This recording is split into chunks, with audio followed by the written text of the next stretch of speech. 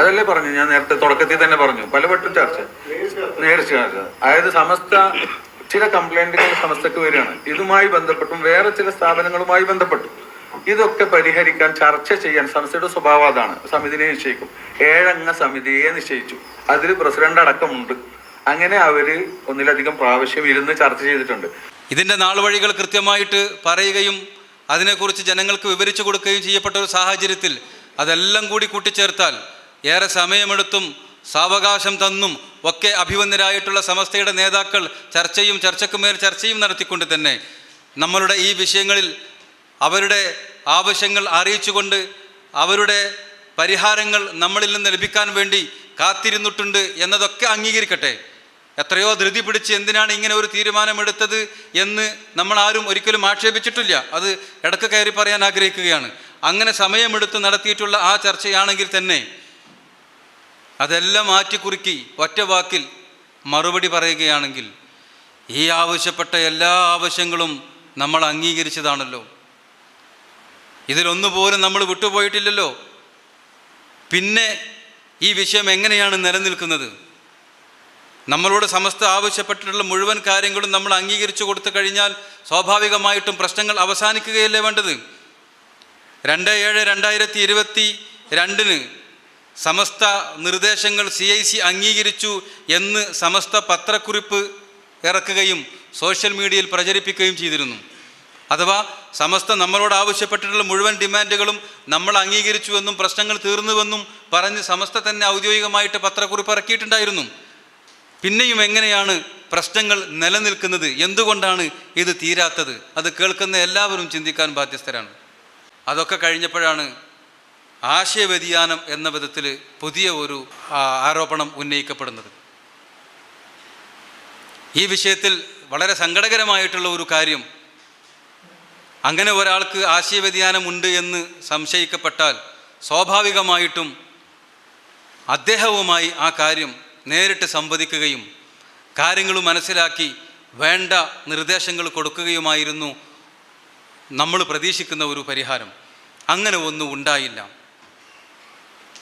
അല്ല, ഇസ്ലാമിൻ്റെ വിധി അനുസരിച്ച് ഒരാൾക്കെതിരെ ഒരു ആരോപണം ഉന്നയിക്കുമ്പോൾ വിശിഷ്യ അത് അയാളുടെ വിശ്വാസത്തെ അല്ലെങ്കിൽ പ്രാഥമിക അംഗത്വത്തെ ബാധിക്കുന്നൊരു കാര്യമാണെങ്കിൽ അയാളോട് വിളിച്ചിട്ട് വിശദീകരണം ചോദിക്കണം. തീരെ ചെയ്തിട്ടില്ല, ഒരിക്കലും ചെയ്തിട്ടില്ല, ഒരവസരം എനിക്ക് തന്നിട്ടില്ല. പുറത്ത് പറയുമ്പോൾ വിശദീകരിക്കുന്നുണ്ട്, അവിടെയും ഇവിടെയും പിന്നെ വിശദീകരണ യോഗങ്ങൾ വെച്ചിട്ട് എന്തൊക്കെ പറയുന്നുണ്ട്. എനിക്ക് രേഖാമൂലം കത്ത് തന്നിട്ടില്ല, എന്നോട് എനിക്കൊരു ഷോക്കസ് നോട്ടീസ് തന്നിട്ടില്ല. ഒരവസരം എനിക്ക് തരേണ്ടതല്ലേ? എത്രമാത്രം വേദനാജനകമാണത്. എന്നെ വിളിച്ചിട്ട് ഞാൻ എന്തുകൊണ്ട് കാഫിറാണ് ബോധ്യപ്പെടുത്തിയാൽ മതി. എന്തുകൊണ്ട് മുർത്തദ്ദാണ്, എന്തുകൊണ്ട് മുനാഫിക്കാണ്, എന്തുകൊണ്ട് കലാപവാദിയാണ്, എന്തുകൊണ്ട് മുജാഹിദാണ്, എന്തുകൊണ്ട് ജമാഅത്താണ്, എന്തുകൊണ്ട് പാൻ ഇസ്ലാമിസ്റ്റാണ്, എന്തുകൊണ്ട് പ്യൂരിറ്റൻ ഇസ്ലാമിസ്റ്റാണ്, തിരുത്തും, ബോധ്യപ്പെട്ടാൽ തിരുത്തും. ഞാനിപ്പോൾ സർവ്വമത സത്യവാദിയാണെന്നാണ് ഇപ്പോൾ ആരോപണം. വലിയ പുകലുണ്ടായി കുറച്ച് മുമ്പ്. ലക്കും ദീനുക്കും വലിയ ദീൻ. ഖുർആനെ ലോകത്തുള്ള ജനങ്ങൾ മുഴുവനും പിന്നെ ഉത്കൃഷ്ട കാഴ്ചപ്പാടിൻ്റെ കൃതിയായിട്ട് കാണുന്ന ഒരു പോയിൻ്റാണത്. ലക്കും ദീനുക്കും വലിയ ദീൻ. നിങ്ങൾക്ക് നിങ്ങളുടെ മതം, എനിക്ക് എൻ്റെ മതം. എല്ലാവരെയും ഉൾക്കൊള്ളുക, ഇൻക്ലൂസീവായിട്ടുള്ള സമീപനം. അത് പറഞ്ഞതിന് ഞാൻ സർവ്വമത സത്യവാദിയാണ്. അതേ ഞാൻ മുജാഹിദാണ്, റിജിഡ് ചിന്തൻ്റെ ആളാണ്. അതേ ഞാൻ എന്താണ് പ്യൂരിറ്റൻ ഇസ്ലാമിൻ്റെ ആളാണ്. ഇതെല്ലാം കൂടി എന്താണ് ഏറ്റവും ചുരുങ്ങിയത് പറയുന്നതിനടുത്ത് ഇട്ടൊക്കെ വേണ്ടേ?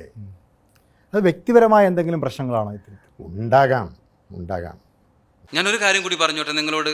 സയ്യിദ് സാദിഖ് അലി ശിഹാബ് തങ്ങളുടെ വസതിയിൽ ഞങ്ങൾ ഈ വിഷയവുമായിട്ട് ഒരു രാത്രി സമയ സിറ്റിംഗ് ഏതാണ്ട് അവസാന കാലത്ത് നടത്തുകയുണ്ടായി. ആ സമയത്ത് സാദിഖ് അലി ശിഹാബ് തങ്ങളോട് ഇതിൻ്റെ ഒരു പോംവഴി അല്ലെങ്കിൽ ഇതിനൊരു പരിഹാരം എന്ന നിലക്ക് ഞങ്ങൾ പറഞ്ഞത്, സമസ്തയുടെ ബഹുമാന്യരായ നേതാക്കൾക്ക് ഈ വിഷയവുമായിട്ട് ചർച്ച ചെയ്യുന്നതിൽ എന്തെങ്കിലും പ്രയാസമുണ്ടെങ്കിൽ ഒരു ജൂനിയർ ടീമിനെയെങ്കിലും കമ്മീഷനായിട്ട് നിയോഗിച്ച് ബഹുമാനപ്പെട്ട ഹക്കീം ഉസ്താദുമായിട്ടൊരു ചർച്ചയ്ക്ക് തയ്യാറാകാൻ പറയുക. എന്നിട്ട് ഞാൻ പറഞ്ഞൊരു വാക്കുണ്ട്, ഹക്കീം ഉസ്താദ് എന്നോട് പൊറുക്കണം, ഇവിടെയും ഇരിക്കുന്നുണ്ട് അവിടെയും ഇരിക്കുന്നുണ്ടായിരുന്നു, ഈ ഇരിക്കുന്ന ഹക്കീം ഉസ്താദിന് എന്തെങ്കിലും ആശയ വ്യതിയാനമുണ്ട് എന്ന് ആ കമ്മീഷൻ സ്ഥിരീകരിക്കുകയാണെങ്കിൽ ഹക്കീം ഉസ്താദ് അതിൽ നിന്ന് പിന്മാറുന്നില്ലെങ്കിൽ ഞങ്ങൾ അദ്ദേഹത്തിൻ്റെ ഭാഗത്തു നിന്ന് പിന്മാറും എന്ന് സാദിഖലി തങ്ങളോട് ഞങ്ങൾ പറയുകയുണ്ടായി. അത്രത്തോളം ഞങ്ങൾ ഓപ്പണാണ്, അത്രത്തോളം ഞങ്ങൾ ട്രാൻസ്പെറൻ്റ് ആണ്, അത്രത്തോളം ഞങ്ങൾക്ക് കോൺഫിഡൻസ് ഉണ്ട് ഈ വിഷയത്തിൽ. അതുകൊണ്ടാണ് അത് അങ്ങനെ പറയുന്നത്.